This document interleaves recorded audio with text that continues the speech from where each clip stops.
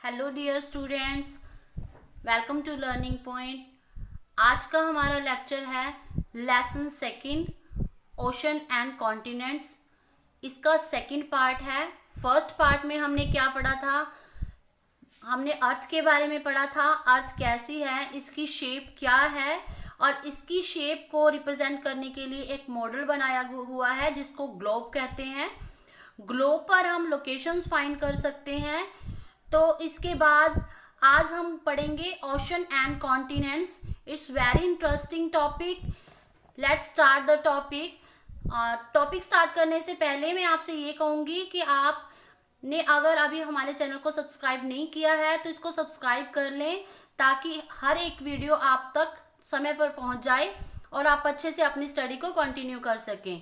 तो let's start the chapter ocean and continents.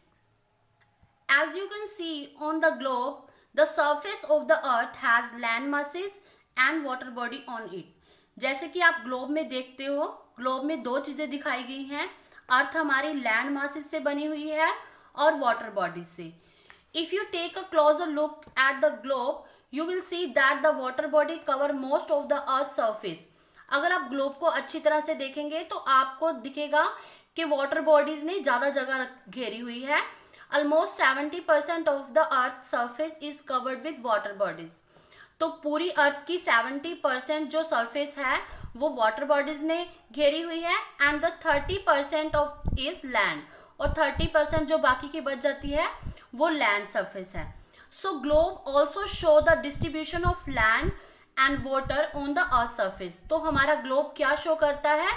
Distribution show करता है कि अर्थ के कितने सरफेस पर वाटर है और कितने सरफेस पर लैंड है। तो कितने सरफेस पर वाटर है? वाटर बॉडीज है 70% और लैंड 30%। लैंड मासेस को क्या बोलते हैं? The large land masses are called continents. Okay, जो 70% 30% जो हमारा लैंड से कवर है एरिया, उनको बोलते हैं continents. Each continent has many countries. हर एक कॉन्टिनेंट में बहुत सारी कंट्रीज हैं। जैसे हमारा इंडिया कौन सी कॉन्टिनेंट में है? एशिया में। तो यहाँ पर साइज के अकॉर्डिंग हमें 7 कॉन्टिनेंट्स के नेम दिए हुए हैं। फर्स्ट नंबर पर है Asia, Africa, north America, South America, Antarctica, Europe and Australia. Next है हमारा टॉपिक ओशंस। ओके, अभी हमने 30% लैंड 7 कॉन्टिनेंट्स में डिस्ट्रीब्यूट की हुई है, ये पढ़ा है। इसके बाद हम पढ़ेंगे जो 70% लैंड है हमारी, जो कि वाटर बॉडीज से कवर है, उसमें क्या क्या आता है। तो उसमें आते हैं हमारे 5 ओशंस। फर्स्ट ओशन है Pacific Ocean, Atlantic Ocean, Indian ocean, Antarctic ocean, इसको सदर्न ओशन भी कहते हैं, और आर्कटिक ओशन। तो यहाँ पर आपको नेक्स्ट टॉपिक में दिए हुए हैं कुछ कॉन्टिनेंट्स और इनके इंपॉर्टेंट फैक्ट्स। इनको पहले हम अलग अलग पढ़ेंगे, फिर वर्ल्ड के मैप में दिखाऊंगी मैं आपको। वर्ल्ड का मैप देखेंगे आज हम। वर्ल्ड के मैप में हम सारे कॉन्टिनेंट्स और ओशन को डिटेल से समझेंगे। अभी हम 1 बाय 1 समझ लेते हैं कुछ कॉन्टिनेंट्स को जो इम्पॉर्टेंट है। फर्स्ट है यहाँ पर एशिया। एशिया की क्या इंपॉर्टेंस है, इसके क्या इंपॉर्टेंट फैक्ट्स हैं? फर्स्ट देखिए बच्चे, द लार्जेस्ट कॉन्टिनेंट, ये सबसे बड़ा कॉन्टिनेंट है और इसने टोटल वर्ल्ड के एरिया का 1/3 पार्ट को कवर किया हुआ है। कितना होता है 1/3 पार्ट पूरे वर्ल्ड का? तो ये बहुत बड़ा कॉन्टिनेंट है। उसके बाद है 60% से भी ज्यादा पॉपुलेशन यहाँ पर रहती है। Okay, India is a part of Asia. तो अब हमारा इंडिया कौन से कॉन्टिनेंट में है? एशिया में है। देखिए यहाँ पर इंडिया है, ये जो नीचे बड़ा हुआ पार्ट है ये इंडिया देख रहे हैं हम। इंडिया हमारा एशिया कॉन्टिनेंट में है। नेक्स्ट है अंटार्कटिका। अंटार्कटिका कॉन्टिनेंट जो है वो हमारा साउथ पोल में है। तो जैसे आपको सबको पता ही है कि नॉर्थ पोल और साउथ पोल जो होते हैं, जो ग्लोब में भी दिखाए जाते हैं, नॉर्थ पोल और साउथ पोल, तो वो फ्रोजन एरिया होते हैं कि उन पर जो सन रेजेस है वो सीधी नहीं पड़ती और वो ठंडा एरिया होता है। तो इसकी ये इम्पोर्टेंस है द फ्रोजन और द वाइट कॉन्टिनेंट, ये एक ठंडा एरिया है जो बर्फ से ढका हुआ होता है तो वाइट दिखता है हमें। उसके बाद permanently covered with the thick layer of ice, ठीक है, तो ये आइस से ढका होता है। Third one is Australia. Australia की क्या स्पेसिफिक जो इंपॉर्टेंस है, द आइलैंड कॉन्टिनेंट, ये एक अकेला आइलैंड कॉन्टिनेंट है, मीन्स जो चारों तरफ से, हर तरफ से पानी से घिरा हुआ है उसको आइलैंड बोलते हैं, ठीक है। जो देखिए surrounded by water on all sided, और चारों तरफ से ये पानी से घिरा हुआ है। तो यहाँ पहले तो थे कॉन्टिनेंट्स, अब यहाँ आ गए ओशंस, जो हमारे 5 ओशंस हैं वर्ल्ड में।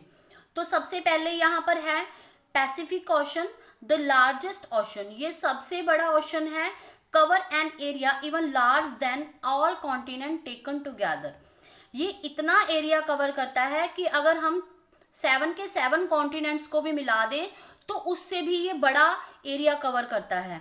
सेकंड है अटलांटिक ओशन। अटलांटिक ओशन की शेप लाइक एस होती है, देखिए यहां से अगर हम ऐसे बनाएं तो ये एस की शेप बन जाएगी। बिजिएस्ट ओशन है, बहुत सारे सी रूट्स यहां से निकलते हैं। उसके बाद है Indian ocean, named after India, तो अगर आपसे कोई पूछेगा कि कौन सा ओशन ऐसा है जिसका नेम हमारी कंट्री के नेम पर पड़ा है तो क्या होगा, इंडियन ओशन। देखिए ये एशिया कॉन्टिनेंट है, ये हमारा इंडिया है और इसके नीचे इंडियन ओशन है। इसके बाद ये पैसिफिक ओशन आ गया, ये दोनों तरफ से होता है, दोनों तरफ इसलिए होता है क्योंकि ये जो सरफेस है, स्फेरिकल सरफेस को फ्लैट सरफेस में कन्वर्ट किया गया है। अगर इन दोनों को मिला देंगे साइड्स को तो ये ओशन आपस में जुड़ जाएंगे ना, अगर हम ग्लोब में देखेंगे तो इसीलिए ये दोनों साइड पर शो होते हैं। उसके बाद ये आ गया आर्कटिक ओशन और ये अंटार्कटिक ओशन, ये दोनों फ्रोजन एरिया हैं, ये बर्फ से ढके रहते हैं और ये वाइट कलर के दिखते हैं। देखिए ये है वर्ल्ड मैप जिसमें 7 कॉन्टिनेंट्स एंड 5 ओशन से बना हुआ है ये, ठीक है, जो हमने 1 बाय 1 पहले कर लिए। तो इसमें आपको ये पूरा दिखाने का क्या है रीज़न कि आपको इससे और भी ज़्यादा समझ आ जाएगा।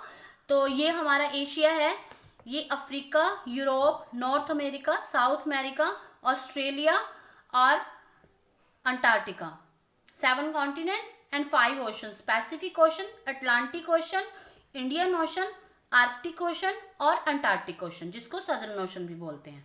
ओके, तो ये यहाँ पर कुछ डिस्कशन करने वाले पॉइंट्स हैं यहाँ पर,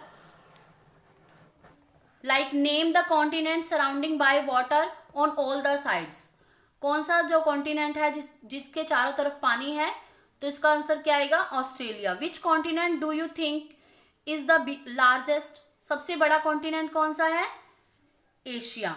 इन which continent do you think India is located, India कौन से कॉन्टिनेंट में है, इंडिया भी एशिया कॉन्टिनेंट में है।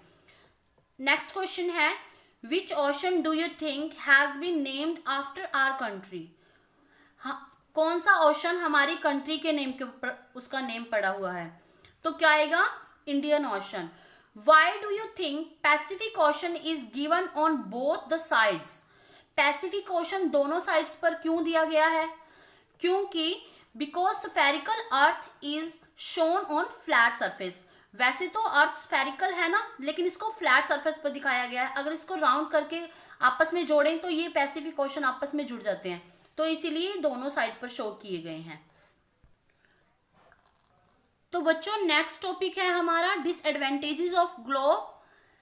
फर्स्ट पार्ट में हमने एडवांटेजेस किए थे, यहाँ पर डिसएडवांटेजेस हैं, ये 2 टाइप के क्वेश्चन बन जाते हैं आपके, डिसएडवांटेजेस और एडवांटेजेस ऑफ ग्लोब, ठीक है, या फिर इसको कंपैरिजन करना भी आ सकता है।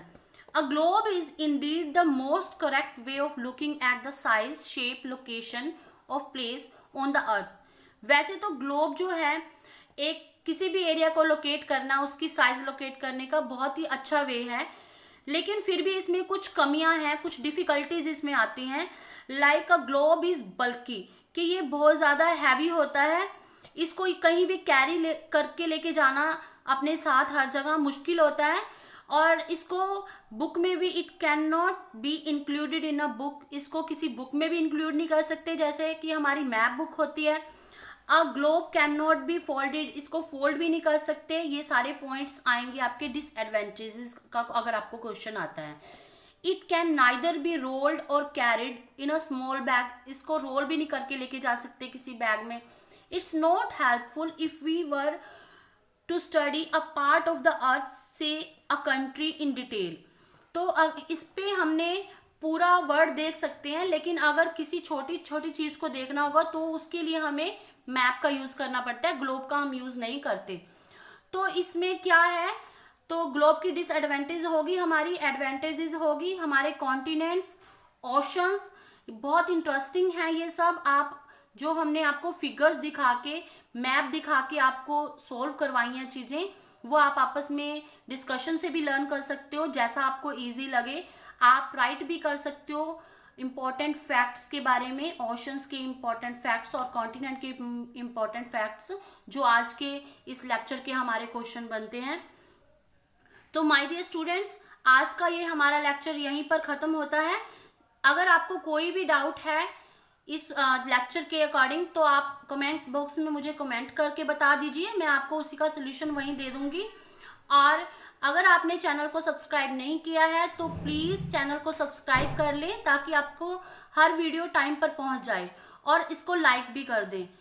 मिलते हैं नेक्स्ट वीडियो में, तब तक के लिए गुड बाय।